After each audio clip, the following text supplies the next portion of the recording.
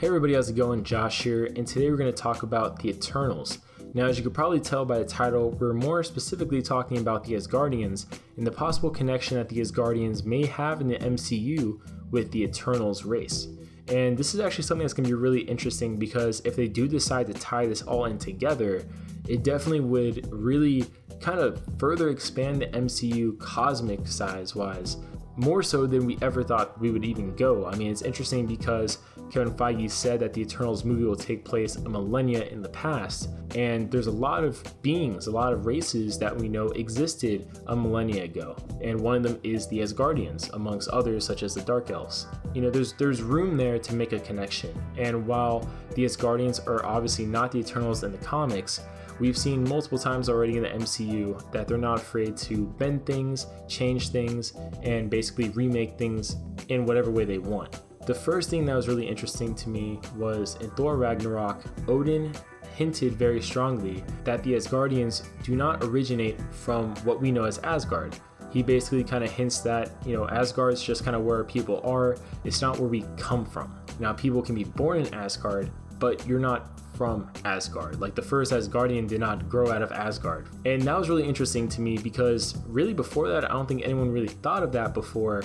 But when you know a movie like The Eternals is coming, it definitely further kind of makes you think about it because there's a lot of similarities on the surface, at least for the MCU, that the Eternals have with the Asgardians. For example, the Asgardians, from what we know, have had multiple interactions with humans for centuries. The humans worship them as gods. The Asgardians strongly resemble humans. Basically, they look identical to humans, besides the obvious, such as they're stronger, faster, more durable, etc., etc. And that's definitely a characteristic shared by the Eternals, since the Eternals come from humans. It's also really interesting to me as well because we know, just like the Eternals were around a millennia ago, the Asgardians were around eons ago, according to Thor: The Dark World, when it showed us Bor fighting the Dark Elves, which was clocked in at 2988 BC. So definitely it's really interesting to me that the Asgardians were extraordinarily advanced at that point. Definitely some interesting tidbits here about just how long the Asgardians have been around, which kind of blends in potentially with eventually when the Eternals seemingly were around or should be around. The Asgardians have seemingly interacted with, conquered multiple planets, including technically Earth. And that's just really interesting because Earth, out of all the planets, holds a very strong connection to the Eternals because the Eternals are from humanity. They're an offshot of humanity technically. And some interpretations of the Eternals basically have it that they're supposed to be guardians of Earth. So if the Eternals, being protectors of Earth, are letting, planets, letting species, letting alien races not only wage wars but invade and conquer Earth, it doesn't really make much sense. And it kind of fits with the fact that the Asgardians see themselves as protectors of Earth in a very similar way that the Eternals see themselves as protectors of Earth. Just little things I just feel like kind of go together in a cohesive puzzle-like way, especially because we do know the Asgardians have interacted with multiple alien cultures, ranging from the Kree, Elders of the Universe such as the Collector, to the Centaurians, the Badoon, and presumably even the Skrulls, considering how vast the Skrulls are. And that's not even going into, the 9 realms with beings such as the Jotuns. And going further from this, I just think it's worth pointing out that the Eternals are basically usually depicted as kind of like a race of supermen.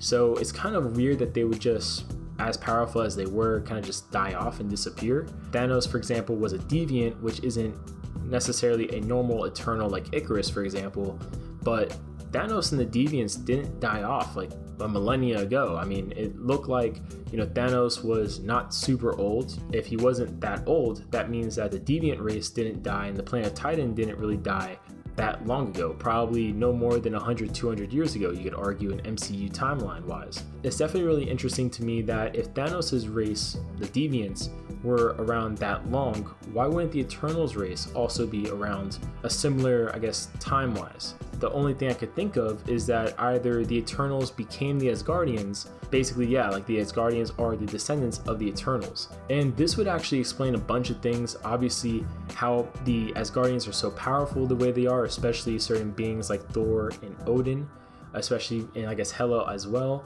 especially because one thing that's interesting to me is that none of these beings, Thor, Odin, Hela, share the same powers. Like Hela obviously has her powers strongly relating to either making weaponry or killing people and resurrecting them. Thor obviously has his with weather manipulation, electrokinesis, and Odin just seemingly kind of has energy manipulation as a whole. So all this is really different powers, and something that I think the Eternals also share is the fact that they all don't really have the same powers. Like they have the same kind of base power set. They're all stronger than normal humans and more durable and things like that. But different Eternals have different abilities. That's definitely something that the Asgardians, at least the royal ones, share. So it's possible that maybe just the royal Asgardians are descendants of Eternals. I definitely think this would be a really interesting thing to do. It's entirely possible, obviously, that this theory is super far off, but I just thought I would mention it because it would definitely fit into the whole everything's connected type of mantra that the MCU has. While this does seem far-fetched, don't forget that not too long ago, we got Jarvis becoming the Vision, which never happened before. So don't count it out until it happens, I guess, and leave your comments below, and we'll see you guys later.